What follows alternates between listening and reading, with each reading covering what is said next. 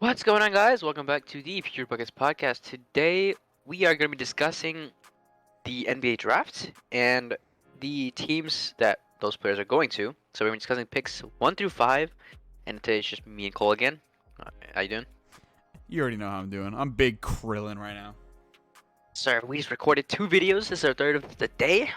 We still got more ahead of this, so we're going to discuss this here today. So, before we get started, what do you think about the overall draft in general? Do you think it was a good draft for all the teams involved? I like the draft a lot. For some reason, I don't know. The vibes from this draft felt better than some of the previous drafts.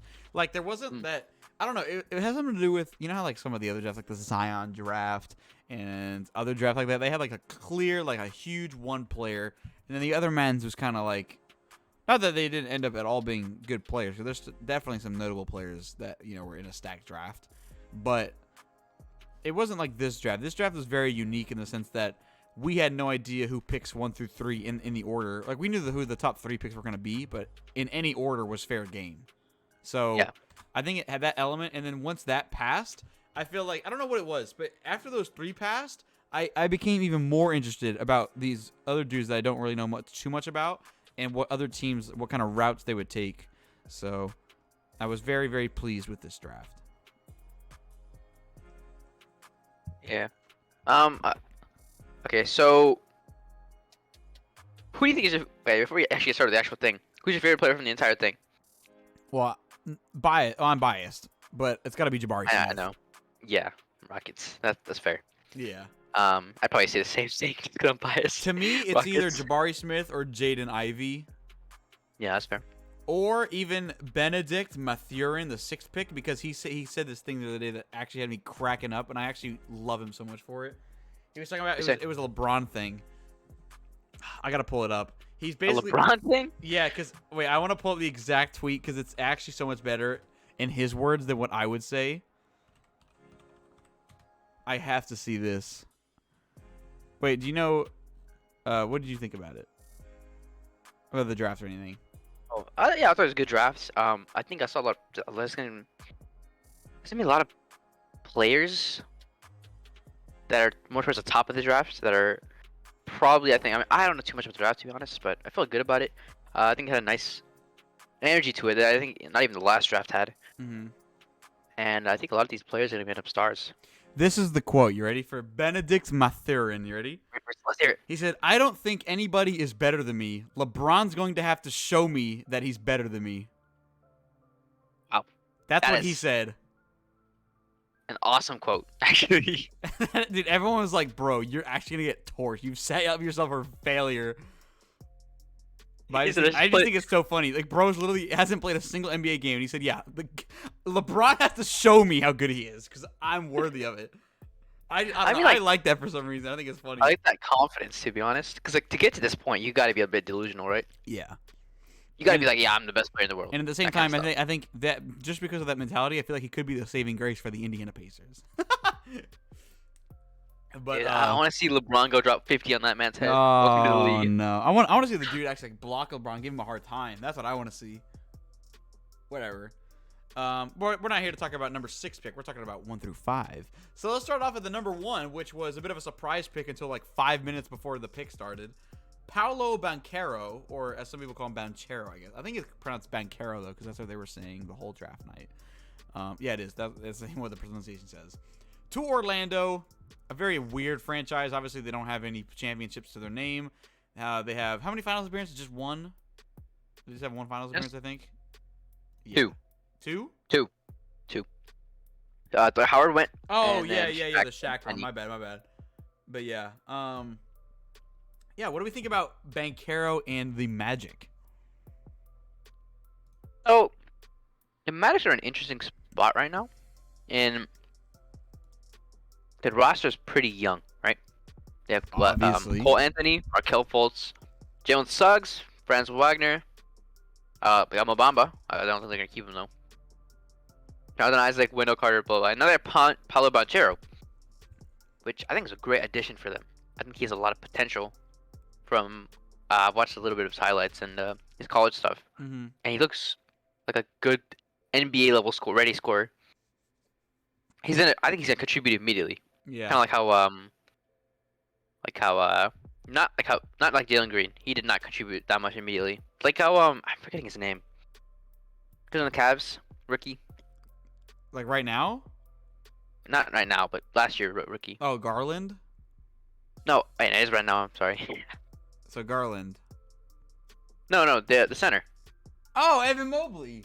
Evan Mobley, yeah, Evan Mobley. So I was thinking of Evan Mobley because he kind of came in and started contributing at an NBA level immediately, right? And he contributed on the defensive end a lot, which was great help for them. So I think Bankero is going to be that kind of player. Start contributing immediately, start getting them some wins. Mm-hmm. But I think it fits their direction going forward. This was a fantastic pick for them. What do you think? Well, it's interesting. The Magic are a team that only have one winning season in the last 9 seasons, and that winning season was when they went 42-40. So like, they were only 2 games off from it being a losing season, anyways. And 2 of those 9 seasons they made the playoffs, both of which being they ended up losing. One of them was in the bubble because they were the 8th seed or something like that. And the other one was the year before, which they also got bounced in the first round. So they haven't made it actually out of the first round since 2010. So it's been 12 years. With obviously the Dwight Howard era. Fantastic era for them. Yeah, he's the all-time win shares leader by a mile for that franchise. So, but that being said, Bankero, I think they must have been something that the Magic liked a lot about Bankero because, again, you have the number 1 overall pick. You have the power in your hands to pick between a clear as a top 3, but nobody really knows what you're going to go with. So you can go in the direction with whatever you see fit for the team and whatever player you like. It's not like you're being pressured into a certain player. Like players from the past, not like saying it's a weird compliment or a weird statement because it's like, let's say you have how like Zion was like any team was the first overall pick, they're taking Zion. It doesn't matter the fit, right? Yeah. But at the same time, doesn't like that. But at the same time, you could have a team where they have their only bright spot is having a good power forward or a good a guy that's like Zion. But then they're being basically forced into taking Zion kind of thing. The Magic aren't in that situation where they were being forced to take anyone. They could take anyone they wanted to. Exactly. Yeah, they could just take someone who they think will fit them the best. I'm sure they must have saw something while crazy. While also being a top 3 talent. Exactly. So they can't really, to be honest, couldn't go wrong with any of these 3 picks. Yeah. So they just chose the one that they thought fit the best. And exactly. Obviously, and NBA scouts know more than us. So yeah, because the Magic also as well, they didn't need any more guards. They've been stocking up on guards and stuff, I feel like.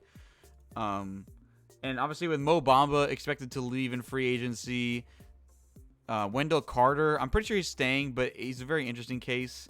And then other bigs, obviously, you know how they have like Jonathan Isaac, who's supposed to be really good, but he's been like tearing his ACL all the time. We haven't seen him play since the bubble. He's been out with ACL injuries for the last 2 years. So I feel like his entire growth is stunted. So they're kind of in a lack for their bigs, and I feel like Bankero is not only a big, but a very offensive, polished scoring big, which is a player that they don't have.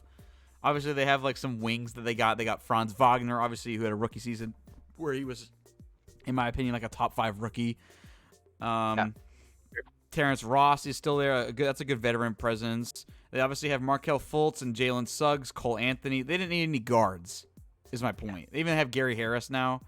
They don't need guards. So it was good timing for them to get into this draft and obviously have the number 1 overall pick. And I think they really couldn't have gone wrong here, but I think this is very good. My question to you then is, what are the expectations for Bankero specifically in this next season? I think this next season, the team is going to be looking for him to have a huge scoring impact. So I think their leading scorer right now is Cole Anthony. Do you want me to verify that or what? It is Cole Anthony. Yeah, Cole Anthony. I think then second is Franz Wagner. So I expect Bankero to come in and probably take that role as a main scorer. And to be honest, I'm not sure how other players how is Cole Anthony going to fit into that when his main thing is scoring and not exactly passing? His numbers have all gone up across the board from previous season. His efficiency though is still not good. He still has room to work, obviously. Yeah, he's 21. He's fine. No, don't stress too hard about that. He's playing good and for. And the same thing with Suggs as well, because Suggs he was a rookie, and obviously we talked about Suggs because I remember watching Suggs and he had that crazy shot at Gonzaga in that COVID March Madness tournament. It was insane. Like, obviously, and he was the 4th overall pick, but he had a pretty, like, nobody talked about Jalen Suggs last year at all. There's not much discussion at all about him. Exactly, because he shot 36% from the field as a point guard. And I think shot the ball they're very, pretty very crowded forward. guard-wise. So this bigger player like Bankero is going to be fantastic for them. So I think they have a bright future ahead. Yeah, with Mo Bamba ideally to leave, that leaves the only big on their team last season that put up double-digit scoring was Wendell Carter. They don't have anybody else. So, Wendell Carter isn't. I mean, actually, he's not a terrible 3-point shooter, but she's not like a volume shooter by any means. So, I feel like this will be very interesting to see Bankero. I'm actually very excited. It's actually to the point where it might actually make me watch Magic games. I have not seen a Magic game in so many years. It's never on TV, and I'm never going to illegally stream a Magic game. So, yeah. Exactly. The only reason I would watch a Magic game if I was a Magic fan. But here we are. But I actually might watch a couple because I actually am interested, or even highlights, something like that. So, yeah. That's enough talk, though, about the Magic, I think. We'll move on to the 2nd overall pick, which was the GOAT. The man who says nobody will be better than him when he goes into the league. Chet Holmgren. Chet Holmgren. So he got that crazy confidence himself, which we like to see that. Yeah, I know it's memeable. I memed it. But that is what people like to see, right? They want confidence. They want people that know how good they are and they want to get better. Yeah.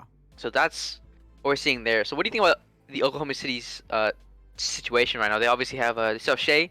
They have what? I keep forgetting these. 3-point shooter, Australian. He's not. I wouldn't call him the 3-point shooter, but Josh Giddey. I thought he was not for 3-point shooting. No, he's like a triple-double kind of player. Great playmaking ability. He showed a good flash last year, though.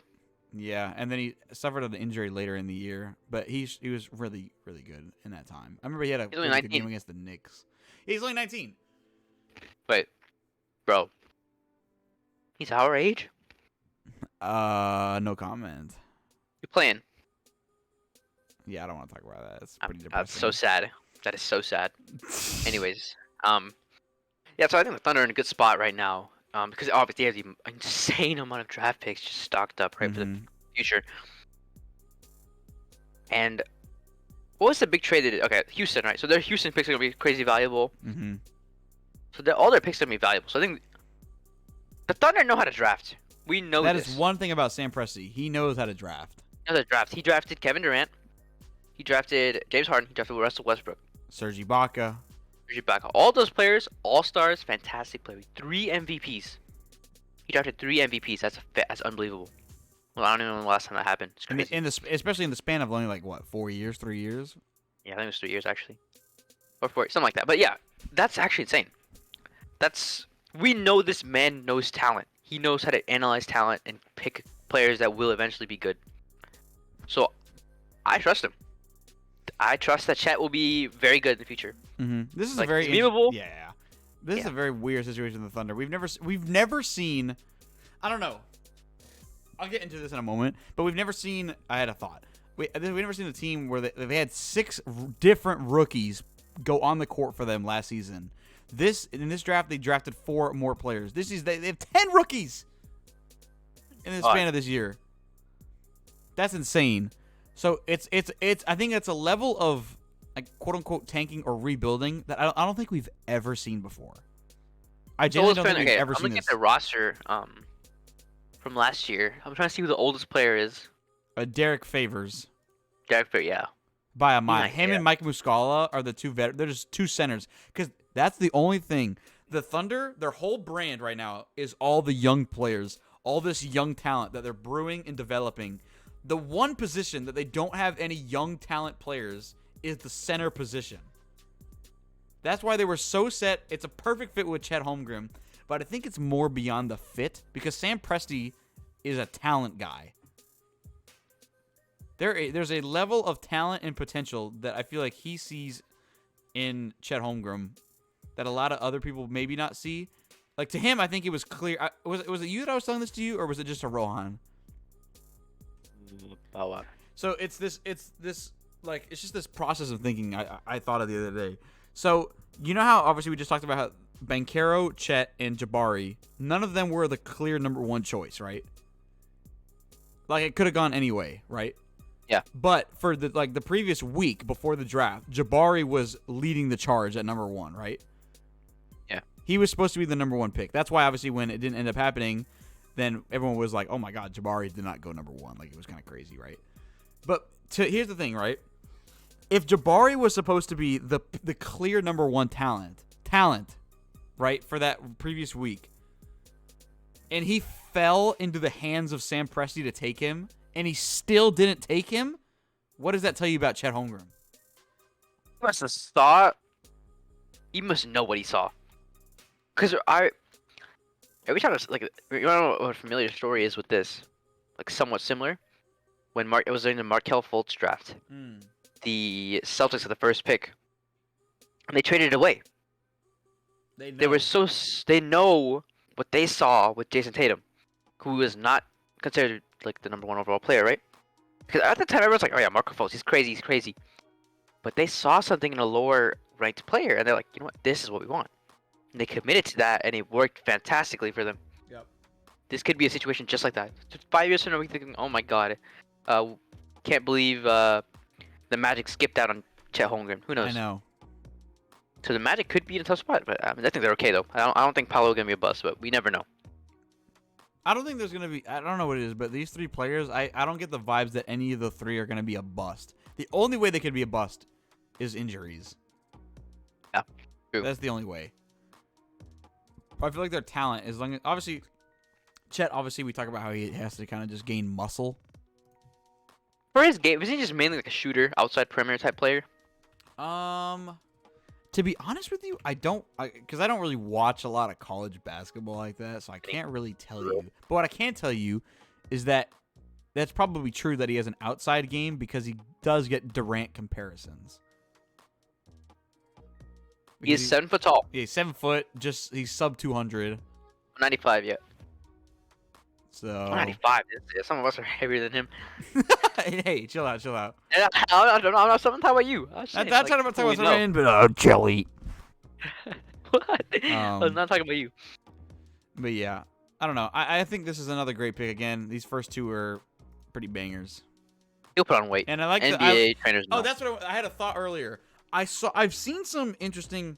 I wanted to pose this question to you because I've seen some flip side. So these last couple of years, obviously, this whole direction of the Thunder going, I feel like everybody's been praising it, right? Right? Would you agree with that? Yeah, like everyone's been like, for sure. "This is oh they're my God, the so Thunder! good. Oh, this is amazing!" Right? But I've seen some comments on it recently. At what point is it too much? At what point are they going to stop going in on this draft and focus on the dudes that they have now? Like, they've been doing this for years now. Dude, they have, like, would you believe, like, they still have so many picks left, and they're, like, their main guy right now, which is Shea. He's 23 right now. Just a few years from now, he's going to be 26, 27, and he's going to be, like, there were talks of Shea not fitting the Thunder's timetable. Which is crazy to me, because he's the best player. He's easily the best player they have right now, right? Which is insane, because he's a young guy, he's 23, and you're telling me this 23-year-old doesn't fit your timetable? What does that mean? Yeah, it makes no sense. Like, what are you going for here? If you just ignore the good players you already have, and you just want to bank on the future, what if the future never comes? But the future, he is the future. He's 20. He's coming up on 24 years of 23. age. Yeah, like I think there were talks at one point. They were like considering maybe trading it for picks. You gotta be kidding me! You don't need picks. So my question is, at what point? Because here's the reality, right? All these players that they're drafting, all these young players, they're all not going to develop. You can't develop an entire roster forward. Yeah, you can't. Not an entire roster. You can develop like a 5 or even a 6, right, full, but you can't make a whole roster and then make everybody better, because naturally, the majority of the players are going to be molded into role players. Not everyone on that team is going to want to be a role player. Yeah, how are you gonna manage those egos? Imagine a few years from now you draft like a number 2, 3 overall. And you tell, all right, you're gonna be a bench. What? bench. Yeah, exactly. Because it's all this You're gonna bench development stuff. second overall pick? Are you kidding me? So Because he's gonna be benched behind the other second overall pick. So my point is, at what point is it enough? Or do you think they're still doing the right thing, or do you think they've reached it to where it's like, okay, this is kind of ridiculous? They're okay right now, but they can't wait like 6 years from now to start win now. They No, don't have that much time. I think they need to start doing something 2 years from now. 2 years from now? If they, That's fair. I'll give them another flop year, obviously, because Chet, this is his rookie year. I just feel like if 2 years from now, if they're not even in like borderline, if they're not even like play-in, then I don't know what they're. I don't see it happening. If you stay too long as a losing team, you develop that losing like type culture, right?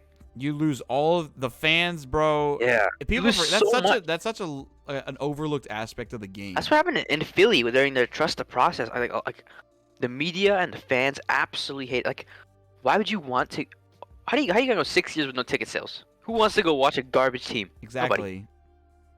So you're sacrificing a lot by going in this direction, which it could pay off, but just you gotta know when to call it. Yeah, you make it a bad team with the hopes that it's going to be a great team in the near future. That's the whole point of a rebuild. We're not talking. These guys are like planning like it's going to be like a decade to 2 decade rebuild, hoping for a dynasty. All you need, when people talk about this, all you need is one chip, and then you build, and then you go from there, and then you go from there. Once you get that one chip, then you go from there.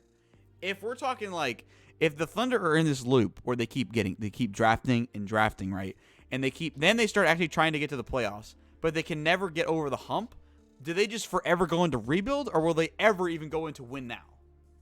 Screw them up badly. If they can have a lot of problems. Then they can become the next Trailblazers. Oh my God, you're right. Where they just make the playoffs every year, but they're not good enough to get over the hump. And so then they just keep stagnant. But the difference is that, well, the Trailblazers obviously have like a superstar, and obviously the Thunder don't have that right now. Obviously they very well can in the future. But the difference is like, I feel like the Trailblazers are going to be forced into doing something in the future. Like they're actually starting like a proper rebuild now. The Thunder have been in a rebuild, but the way they're approaching it makes it seem like, okay, if we're at the line and we need to get over the hump, I feel like what their management is doing right now, Vibin, you either rebuild and hope for better in the future, or you go win now to get over the hump. I think they're going to take the rebuild every time. They're going to get rid of what they have at the moment, even though it's right there on the cusp of something good, and they're going to throw it away because it's not good enough, they think. So I think it's going to be an endless cycle of rebuilding. Cycle of not good enough. I think it's actually going to be an endless cycle unless they can somehow they can put together a season where they go crazy. Like, I think there's this one thing in like psychology. It's like the idea of like always wanting better no matter what you have. So it's kind of like how some people like fall into this trap where like, oh my God, I got a new job and I make X amount of money, but I'm not satisfied. I want more. I want more. I want more. That could be the same trap that they fall into. They have to be very careful. That's all true. And they can still, like, they could commit for a win now, 3 years from now, use those extra picks for assets, and win a chip like that. Yep. So they have plenty of room to work with. So I'm not that worried, to be honest. All right, let's move on now to our favorite team. Let's go. The Houston Rockets. Houston up. Houston up. What is even our slogan? Blast off? I don't know. No, it's not blast. I think. Let me go look right now. Sorry, that was a big criminal. My bad. It's not blast off. Wait, bro, we don't even have one right now. But what is it? It's no, there isn't one right now. No, but there's got to be something from last year or something. One overstanding one was Clutch City. Oh, that's right. That's right. Clutch City was a good one. Rockets slogan. Oh, light the fuse. That was the last one. Light the fuse. So there was light the fuse, run as one, and then one mission. That was the recent ones. Interesting. But I like Clutch City the most. Yeah. Clutch City is so fire. Anyway, so let's talk about who we drafted here. So what do you think about the 3rd overall pick in the 2022 NBA draft? I think he's going to be the Rookie of the Year. Really? He's my number one pick for the Rookie of the Year. Is that bias? Jabari Smith. Maybe. Is that hopes of what the Rockets are doing? Yeah, dude. It's just I feel like it's all these three teams just did it so well. It just happened so well. The Rockets. I mean, you look at the Rockets roster, Vibin. They're coming off two absolute. The Rockets are a crazy team in the recent decade. Obviously, we know that James Harden was there, right? And they were doing unbelievable things. They were one of the most winning teams in all of pro sports during this time period. They made what? 8 straight playoff appearances because of James Harden. In these last 2 years, we have a combined 37 wins and 117 losses. Expected because we suck. We just suck. But that's rebuild, right? So I've been looking at our current roster. So right now, our key young guys, right? So Jalen Green, you have KPJ, and I guess you could say Sengun, but some people meme him. I think he's serious. I think he's a real deal. I still have to see it, I think. Yeah, I don't know. He's not. It's not as main focus as the other two guys. But so now, but they're in big three now. They have Jalen Green, KPJ, and they have a forward, which is exactly what we needed. We need a forward, right? And now we have Jabari Smith, which is W because this man. I'm looking at his college stats. Dude, he's pretty crazy. No lie. He averaged 17 points, 7 rebounds, 2 assists. So not really that much of a playmaker. But if you look at his shooting, not the most efficient field goal wise, but as a 3-point shooter, he shot 42% from the field. Insane. And around how many attempts? 7 attempts. No, not 7. That's per 40 minutes. 5 attempts, 5.5. So that's still pretty good. As a forward, that's solid. He's 6'10", 220. So he has some bulk on him. So he has some weight to him. So how do you think this helps the Rockets' overall play game structure right now? So much. I think this is exactly what they needed. The only thing I think the Rockets are missing now is a true defensive presence. But it's a weird thing. But I feel like the Rockets have never been that kind of defensive team. Remember we talked about the other day though how the Rockets they're gonna be forgotten because they even had the defensive mastermind. It was pretty interesting, honestly. That was a very interesting read. But when you think of the Rockets, let's be honest. Do you think of the defense? No. I think of James Harden, 60-point triple doubles. But even now, when you think about KPJ, what does KPJ do? Scoring. He scores the ball and he's a playmaker. That's what KPJ does. Scores the ball and is a playmaker. Shoots the ball, whatever. Okay. You think of Jalen Green. What does Jalen Green do? He scores. He's scoring. He's literally. That's what he said. He was asked. I'm pretty sure. What do you take away from yourself from the season? And he said, "I'm a bucket." That's fair. Bro shot 17 points per game. Yeah, rookie year, 17 points a game. That's what he does. He gets buckets. Dude, this is our team. We have a solid, I think, 3-man big 3 type thing. With KPJ, Green, and Smith. I think that 3 is very, very good. That is very good. And then you have that sneaky center in Sengun. Sneaky. I don't think he's ever gonna be a crazy good all-star type, but he can be a very good role player. I think. You think is he start? I don't think though. Does he start? He will start next year. But I don't think he started this season. No, because Christian would. So he averaged 9.6 points, 5.5 rebounds. He only played 20 minutes a game. So on a per 36, he averaged 16.7 and 9.5. Yeah, which that's not bad. Along with 1.5 steals and blocks and 4.5 assists per 36. He almost averages a steal and a block for 20 minutes. And guess what, Vibin? He's just coming up on turning 20 years old. He's literally barely older than us. It's crazy. So listen. Again, with him, I still have to see it, right? But I will be seeing a lot more of him because I'm going to be watching the Rockets more because of Jabari Smith. A lot of people will be coming back to watch the Rockets now. I'm so excited. It's very exciting. And it's going to be so good. You want to know something crazy? Jabari Smith is actually younger than me. You serious? Yeah. How old is he? His was 2003, and his birthday is May 13th. My God. That's Wait, you know something crazy I did not know? Oh. You know his cousin is Kwame Brown? Oh no. Wait, that's literally what it says. I did not know that. You're kidding. His cousin It's is over. Kwame Brown. It's over. No, it's not over. It's not over. So I'm playing, but like, dude. Wait, I did not know that. That is so That's ridiculous. actually crazy. What? Whatever. But yeah, I love Jabari Smith so much. I feel like he's going to fit in so well with Houston and what they're doing right now. And I think it's a perfect fit for all the teams that we've covered so far. Anything more to say on that one? Or are we going to go on now to a bit of an interesting one, I feel like, in the next one? Enough of Houston, so we can move on to All the 4th overall pick. Which is by the Sacramento Kings, who they had a lot of pressure on them because obviously they weren't going to get any of the top 3 to fall to them, most likely. So then they have the first pick, as many analysts said, like was it Jay Bias? I don't know if it was Jay Bias. It was the guy that was there. Bias was there, yeah. Yeah, he was the one that was there. He said, after the top 3 picks, they were asked him, okay, well, what do you think? And he said, I think this is where the draft starts from 4 on, because the top 3 were already set to go top 3.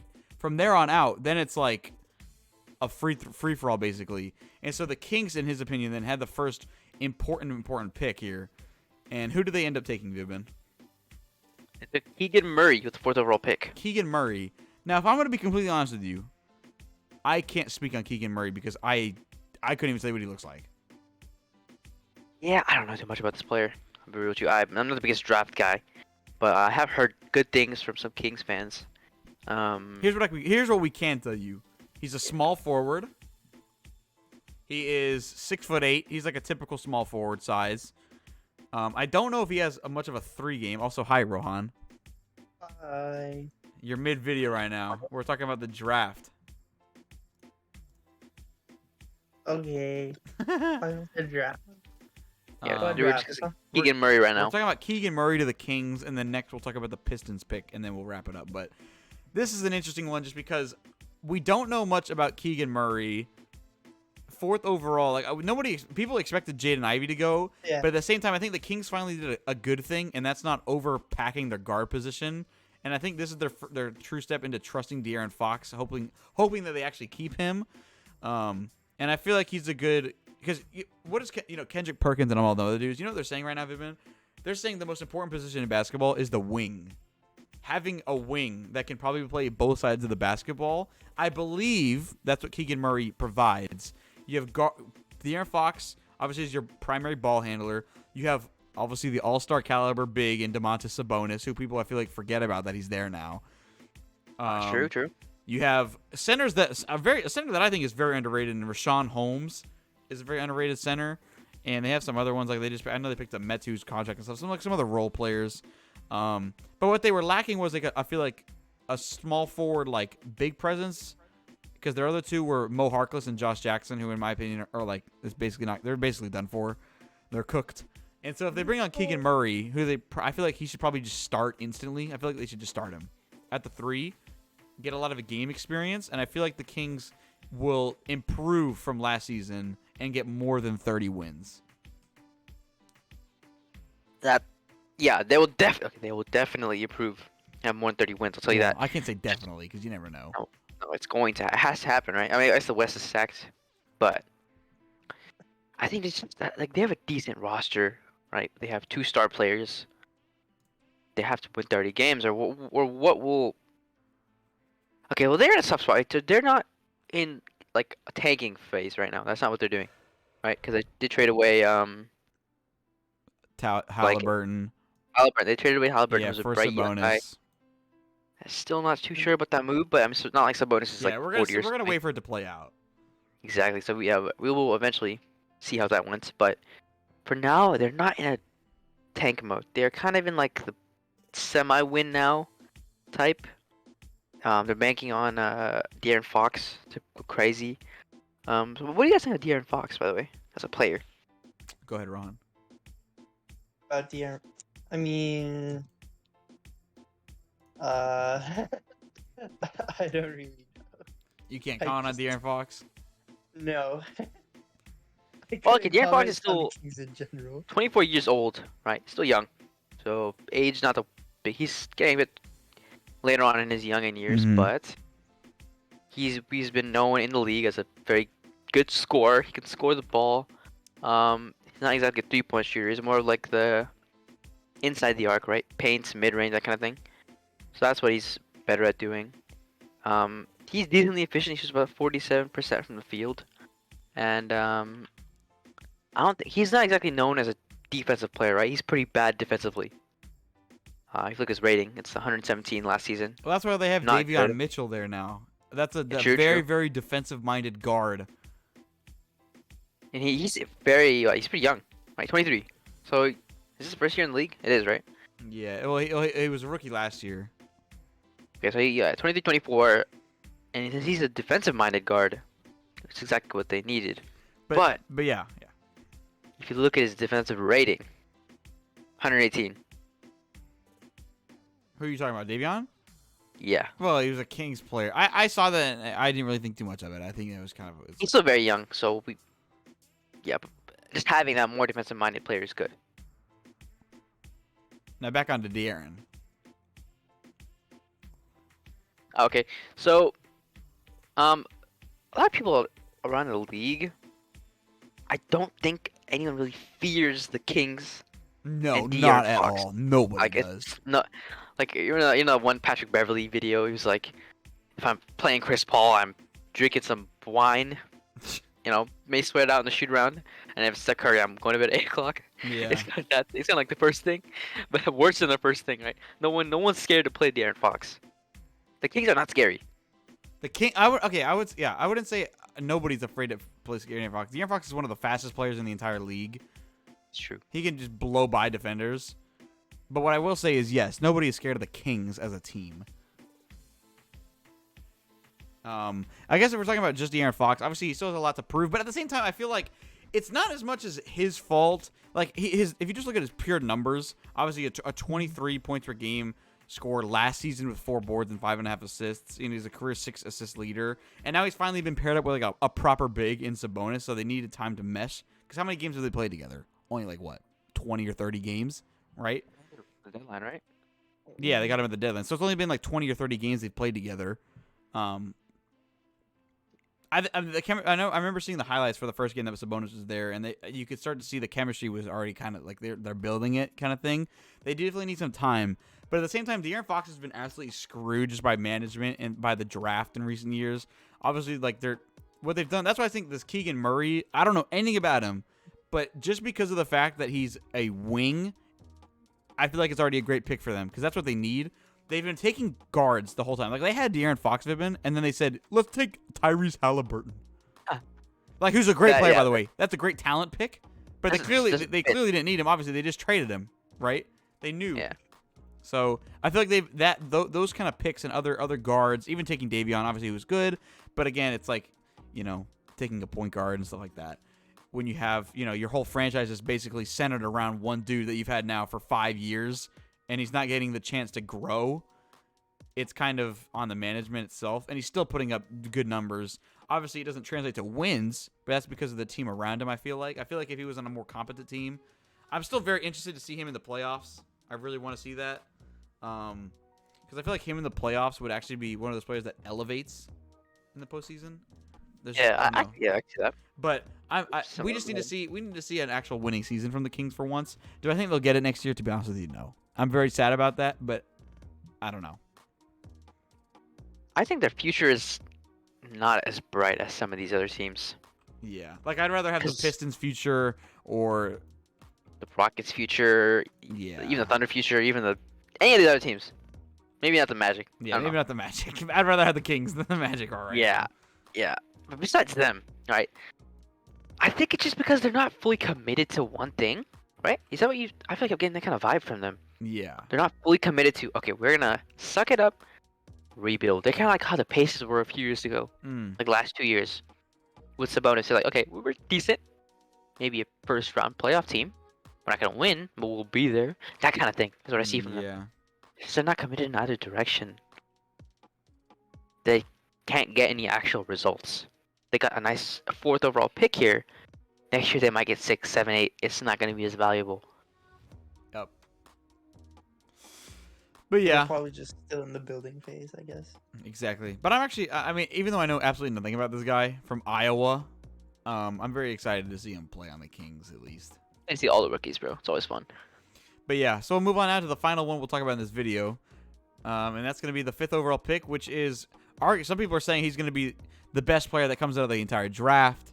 They're saying it's pushing the process up there in Motor City so much better than expected. And the GM, I know they came out and said like they could not believe that they got Jaden Ivey at number 5 because of the level of talent that he is. So there it is, Jaden Ivey to Detroit. What do we think?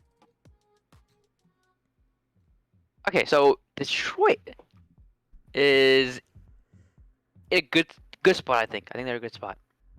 Not the best situation out of all these rebuilding teams, but since they already have, why do I never remember these players' names? On Detroit, they got Cade Cunningham. That's exactly what, yeah.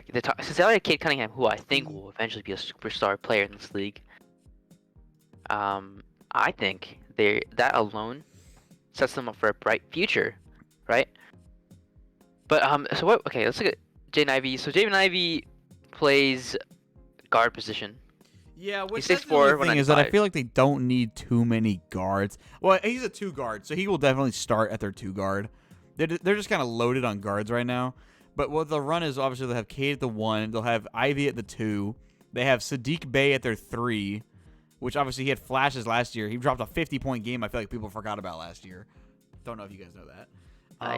That's crazy. Yeah, at their 4, obviously it's a lot of trust in the situation, but they got Marvin Bagley, who, you know, hopefully That should not be slept on because I think he will start making progress there. yeah, he can actually maybe progress in his career. And then at their 5, they have a guy like Isaiah Stewart, who obviously was a rookie last year, who was actually pretty impressive on the boards. Very, very, very physical defender. He's only 6'8" center, so I think they do need some size still.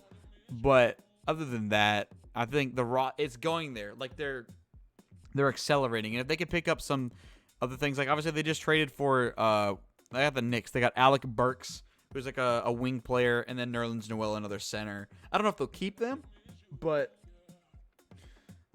it's very interesting. I like to see this just the backcourt alone with Cade Cunningham and Jaden Ivey. I feel like it's such a filthy backcourt. Is Ivy known to be a 3-point scorer? No, he's more of like a driver type, I think. He's more of a like take it to the back, like a Westbrook type. No. No, but you know what I'm saying though, right? I know what you're saying. Besides memes, yeah. Like he's like a Jaw, in my opinion, in terms of like I think one of his one of his actual comparisons on draft night was Ja Morant. I think that was correct, yeah. I mean, they don't even compare players to Westbrook anymore. Man, how far he has fallen. Just yeah. a better comparison. But yeah. So they don't have too much 3-point threat from their backcourt right now, do they? Not really. Well, I mean, they could shoot everyone on their team can shoot the 3. It's just not it's not like they have no specialist. Like their point guard, their shooting guard. Or anything. Like Cade Cunningham shot 31% from 3 last year. Which rookie, I get it, but still. He's young, bro. Like if you compare it to the best example of a 3-point shooter, right? Let's see how Curry shot in his rookie year. Curry shot 42% from 3 on his rookie year. So, okay, let's look at other 3-point shooters too. Then, like Harden. You're talking about like I was already like you're talking Harden. about the best. Let's see how Harden shot in his rookie year from 3. Oh, he was a role player. So Harden shot about 37% from 3. Yeah. How his many first year. attempts though? That's 3.5 basically, Okay. 2.3. So, I feel like I don't know. We can give him some more time to see if they will develop that. But I wouldn't expect too much 3-point shooting from this team. Well, what do you expect from them then? Definitely more of the like driving, paints, and mid-range oriented game, which these days the winning teams generally have some amount of 3-point shooting. An exception would be the Bucks, right? But obviously they're not yet at that level of championship contention, so I think they're fine for now. I think they should try to add some dedicated shooters though, and maybe like who's a center? I Is said it like bad? I said Isaiah Stewart really right now, or they even have Yeah, like Luka Garza. their They center's a could big go problem for a right now. To big, be honest, it's yeah. kind of weak. Just so I you know, think by they the way, should- Cade shot nearly 6 3-point attempts a game last season. True, that is a lot more hard. Now, was it the percentage great? Not really, Nah. but he's still shooting it. So they have they're that's what he is developing. working on it? Like yeah, Yeah. so he's building it, right now. No, it's not. I'm not shutting him down from that or something. I'm still thinking he can develop that for sure. So I Yeah. think they're in a decent spot for this future. And then Sadiq Bey is a 3-point guy as well. He's actually he's a in his 2 seasons in the league he's averages 7 3-point attempts a game. That's pretty why he's a well. wing. Yeah, he's a wing. He His played first every season, game last season. Shooting the ball pretty well. Yep. But great player. They have a lot of talent up there in Detroit. I think. How far do you think Detroit can go just this year alone? Playing team Play-in team? again. Yeah, Like actually be. So you're telling me they're going to be a top 10 seed in the East? I believe that. Yeah, I feel like they're a playing team, but like Yeah, they're I not. definitely believe that. I feel like they're not like a 10 seed or anything though. They don't feel like a 10 seed. Oh, what teams are they worse than? I know. What teams are they better than? Let's look at that. Okay. And- well, the Pistons are going to be better than the Magic next year. For sure. Just in the East, by the way. Yeah. Would you rather the Pistons or the Pacers next year? Pistons for sure. Okay, Pistons or Wizards? That's a hard one.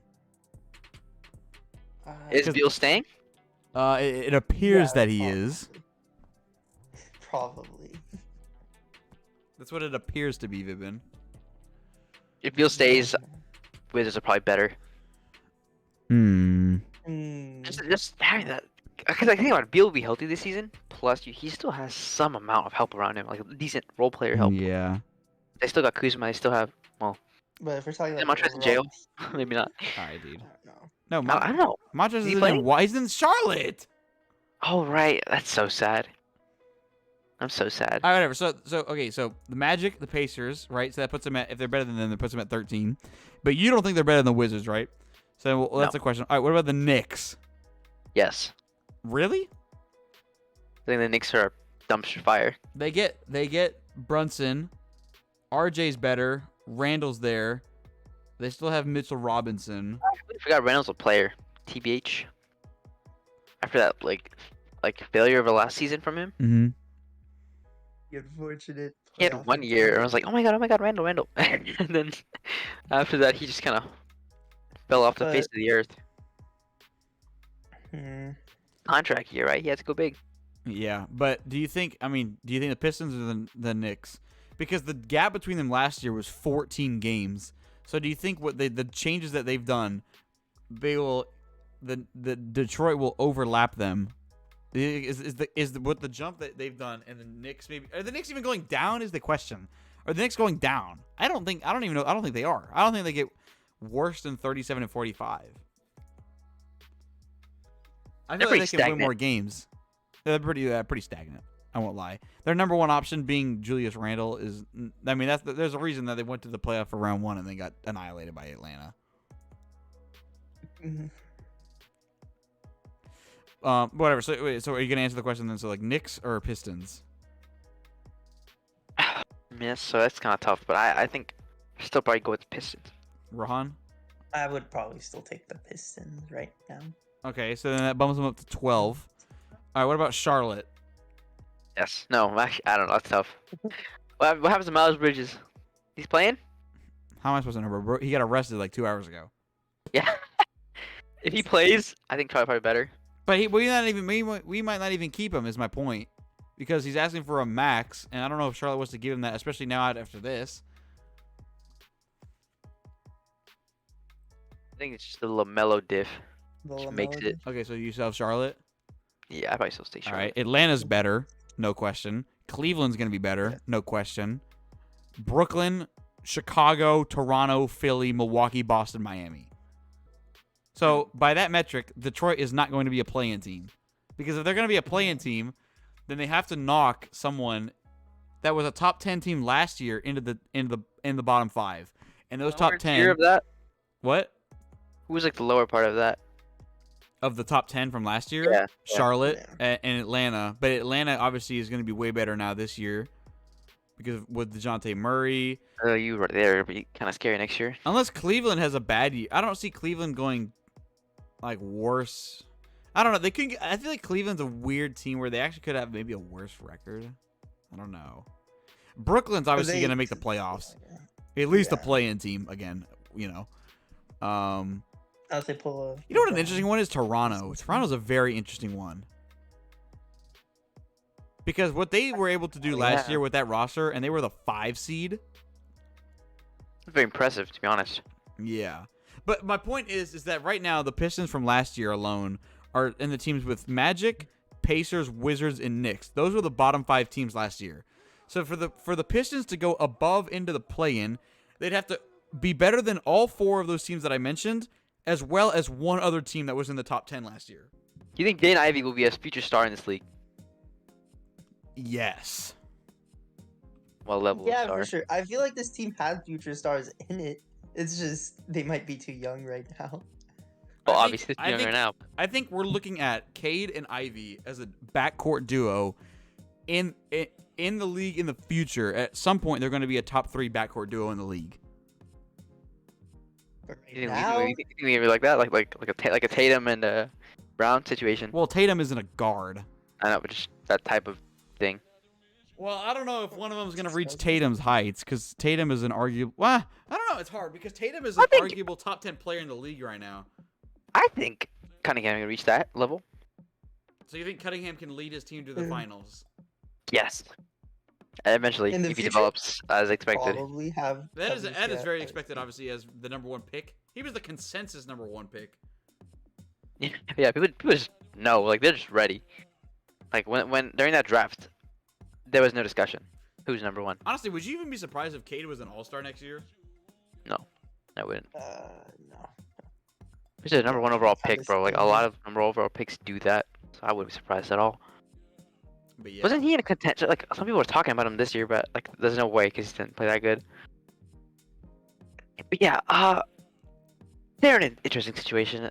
Definitely not as bad as some others, like the Magic. But having a player like Cade on your team is anyone would love that. Honestly, the team with the worst situation right now is the Spurs. But Yeah. Spurs just faded away. they're actually the worst team in the league, on God. What do they have now after they? Just Keldon Johnson. Is he young? He's young, right? I mean, yeah, he's 22.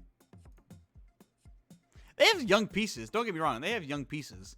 But, I don't know. The team, like, they had, like, a really big bright spot with DeJounte. And now he's gone. So, now you're left with, you got Keldon Johnson, Devin Vassell, Lonnie Walker, Zach Collins maybe even. Joshua Primo, a 19-year-old point guard. Maybe he's like their hopeful replacement. I'm not too sure, but yeah. Whatever. So are we done talking about the Pistons then? That's the final one here. Anyways, I think the Pistons though. I don't know. It's gonna be hard for them to leap into that play-in because obviously like what we just talked about. But I think it's definitely doable. I'm to be honest, I think the Pistons are kind of sleeper. I don't think I'd watch that many Pistons games, but I definitely would probably watch. Oh, I don't watch that many games in the first place. I'm gonna try to watch so many highlights this year. Like Yeah, I definitely keep up on highlights though. I always do that. No, I'm not talking about like the Twitter clips. I'm talking like game highlights. No, yeah, like performances. Yeah. So Yeah. Rohan, do you have anything else to say here?